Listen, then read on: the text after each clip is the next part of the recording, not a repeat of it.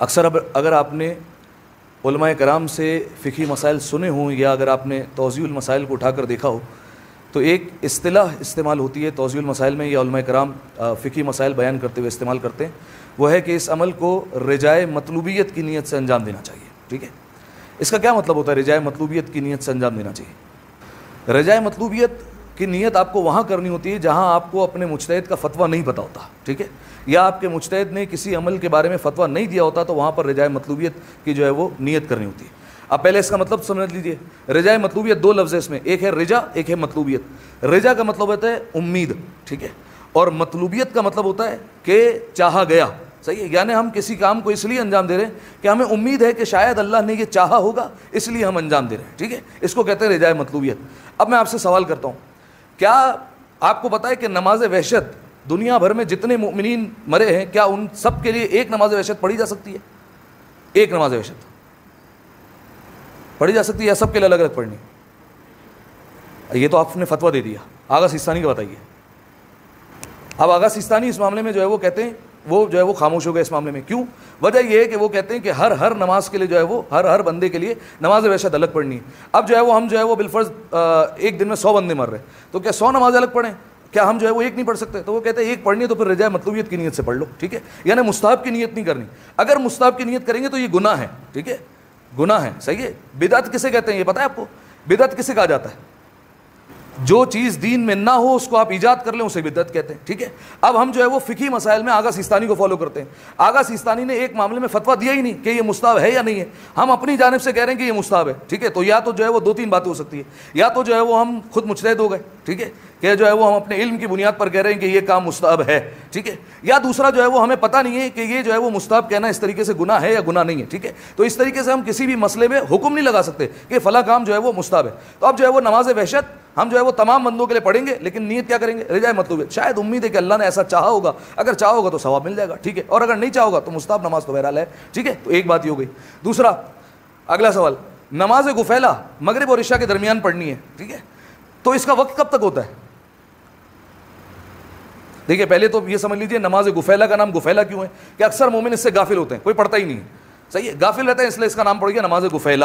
صحیح ہے، تو اب آپ مجھے بتائیے کہ نماز غفیلہ کا وقت کب تک ہے؟ اب میں آیت اللہ خوئی کے بارے میں بیان کرتا ہوں. آیت اللہ خوئی کہتے ہیں یہ جو مغرب کا جیسے وقت ہوتا ہے نا، جو سر کے اوپر لال سرخی ہوتی ہے، یہ سر سے گزر نہیں جائے جب تک نماز غفیلہ کا وقت ہے. اس کے بعد جو ہے وہ نماز غفیلہ کا وقت ختم ہو گیا. تو اب اگر کوئی آگے خوئی کا مقلد بیٹھا ہے تو کیا وہ مستحب کی نیت سے نماز غفیلہ پڑھ سکتا ہے اگر وہ 1 گھنٹے بعد نماز پڑھے؟ آپ کے مجتہد نے تو کہا ہی نہیں ہے مستحب ہے، تو آپ کیسے پڑھ رہے ہیں مستحب کی نیت سے؟ ٹھیک ہے، تو پھر کیا نیت ہو جائے گی؟ رجائے مطلوبیت، اس امید سے کہ شاید اللہ نے چاہو. آغا سیستانی تو کہتے ہیں کہ جب بھی جو ہے وہ نماز پڑھی جائے تو جو ہے وہ نماز غفیلہ کا وقت رہتا ہے جب تک مغرب اور عشاء کا وقت ہو. ٹھیک ہے، لیکن میں نے آغا خوئی کے حساب سے بیان کیا. اب جو ہے وہ اس کو اور آسان کرنے کے لیے اگر آپ نے دیکھا ہو توضیح المسائل میں مستحب غسل کی جہاں پر بات آتی ہے تو وہاں پر مستحب غسل کی 2 فہرست بنائی جاتی ہے. کوئی بتا سکتا ہے 2 فہرست کیوں بنائی جاتی ہے؟ مستحب غسل کی 2 فہرست بنائی جاتی ہے. یعنی ایک میں جو ہے وہ غسل جمعہ آ گیا، غسل عید آ گیا، اور جو ہے بالفرض جو ہے وہ شب قدر کا غسل آ گیا. یہ جو ہے وہ سارے بالفرض مستحب غسل ہے. اور پھر جو ہے وہ آغا سیستانی ایک الگ فہرست کرتے ہیں کہ فقہا کے نزدیک چند غسل یہ بھی ہیں. یاد رکھیے گا جہاں پر یہ لفظ استعمال ہونا فقہا کے نزدیک یہ ہے، یعنی دوسرے فقیہ کے نزدیک، اس کا مطلب یہ سمجھ لیجیے آغا سیستانی نے اس کو مستحب کہا ہی نہیں ہے. آغا سیستانی کا یہ فتویٰ ہی نہیں ہے. اگر آپ وہ غسل انجام دیں گے تو آپ جو ہے وہ مستحب کی نیت سے انجام نہیں دے سکتے، آپ کو رجا کی نیت سے کرنے. ہاں جن کے جو آغا سیستانی کے نزدیک مستحب ثابت ہے، ٹھیک ہے، جیسے غسل جمعہ وغیرہ، تو پھر اس کو جو ہے وہ غسل کریں گے، اس کے بعد وضو کی ضرورت نہیں ہے. لیکن جن کے بارے میں آغا سیستانی نے کہا ہی نہیں ہے تو پھر آپ رجا کی نیت سے انجام دیں گے، یعنی اس امید سے کہ شاید اللہ ثواب عطا کر دے، اور پھر جو ہے وہ آپ کو وضو بھی کرنا پڑے گا. ٹھیک ہے، تو اس کو کہتے ہیں رجائے مطلوبیت. اب آپ جو ہے وہ اپنی زندگی میں سینکڑوں مثالیں ڈھونڈتے رہیے. آپ جو ہے وہ بالفرض قبرستان چلے گئے تو قبر پر اگربتی جلانا مستحب کیا ہے؟ آپ کو پتہ ہے؟ نہیں پتہ. تو کس نیت سے انجام دیں گے؟ رجائے مطلوبیت، اس امید پر کہ اللہ ثواب دے دے. اسی طریقے سے جو ہے وہ آپ نے جو ہے وہ نماز میں کوئی دعا پڑھ لی، ٹھیک ہے، کہ بالفرض جو ہے وہ میرے پاس ایک میسج آیا تھا کہ نماز میں سجدے میں یہ دعا پڑھنی چاہیے. آپ کو پتہ ہے کہ امام نے کہا ہے یا نہیں کہا ہے؟ کیا آپ کو پتہ ہے کہ آغا سیستانی کے نزدیک یہ دعا مستحب ہے یا نہیں ہے؟ نہیں پتہ ہے. تو آپ کس نیت سے پڑھیں گے؟ رجائے مطلوبیت کی نیت سے, ٹھیک ہے. اچھا اس بات پر جو ہے وہ آپ اطمینان رکھیے کہ پروردگار عالم کا خزانہ لامحدود ہے, وہ آپ کو خالی نہیں بھیجے گا, ٹھیک ہے.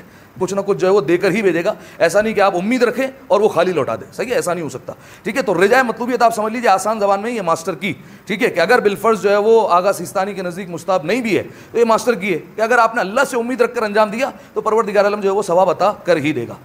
اب جو ہے وہ میرا آپ سے سوال ہے جس کے لیے میں نے جو ہے وہ اتنی لمبی تمہید بیان کیا آپ کے سامنے. اب بتائیے وضو میں مستحبات کتنے ہیں؟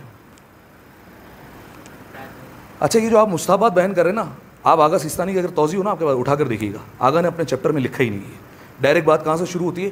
چہرے کو لمبائی میں پیشانی کے اگنے کے بال اگنے کی جگہ سے لے کر تھوڑی کے آخر تک دھونا چاہیے, اور چوڑائی میں درمیانی انگلی اور انگوٹھے کے پھیلاؤ میں جتنا حصہ آ جائے اتنا دھونا چاہیے. ڈائریکٹ بات ہی واجب سے شروع کرتے ہیں, یعنی اس کا مطلب کیا ہوا, یہ مستحبات ان کے نزدیک ثابت ہی نہیں ہے, ٹھیک ہے. تو اب اگر آپ یہ سوچ کر انجام دیں مستحبات کہ آغا سیستانی نے مستحب کا ہے تو کیا کام ہوگا, یہ حرام کام ہوگا, ٹھیک ہے. تو آج کے بعد کس نیت سے انجام دیں گے؟ رجائے مطلوبیت کی نیت سے انجام دے رہا ہوں, اس امید سے کہ پروردگار عالم جو ہے وہ مجھے ثواب عطا کرے گا, ٹھیک ہے. یہ ایسے آپ کی زندگی میں کئی معاملات ہوں گے جن کے بارے میں آپ کو نہیں پتا ہوگا, تو آپ کو رجائے مطلوبیت کی نیت کرنی ہے. مفاتیح الجنان میں ڈھیر ساری نمازیں لکھی ہوئی ہیں کہ بالفرض فلاں تاریخ کو یہ 2 رکعت نماز پڑھنی ہے, فلاں تاریخ کو یہ 4 رکعت نماز پڑھنی ہے, اس تاریخ کو 6 رکعت نماز پڑھ لیں, اس تاریخ کو 8 رکعت نماز پڑھ لیں. تو یہ کیا ساری آپ نماز مستحب کی نیت سے انجام دے سکتے ہیں؟ وہ تو شیخ عباس قمی کا نظریہ ہے, انہوں نے جمع کیا حدیثیں. آغا سیستانی نے کب کہا ہے؟ ٹھیک ہے, آپ تو مقلد ہیں آغا سیستانی کے, یا آپ جس مجتہد کی تقلید کر رہے ہیں ان کے نزدیک تو مستحب نہیں ہے نا, ٹھیک ہے. تو آپ کس نیت سے انجام دیں گے؟ کس نیت سے؟ رجائے مطلوبیت, اس امید سے کہ پروردگار عالم ثواب عطا کرے گا, ٹھیک ہے. اب آپ جو ہے وہ ایسی کئی مثالیں بنا سکتے ہیں جن کے آپ کو جو ہے وہ نہیں پتا, ٹھیک ہے.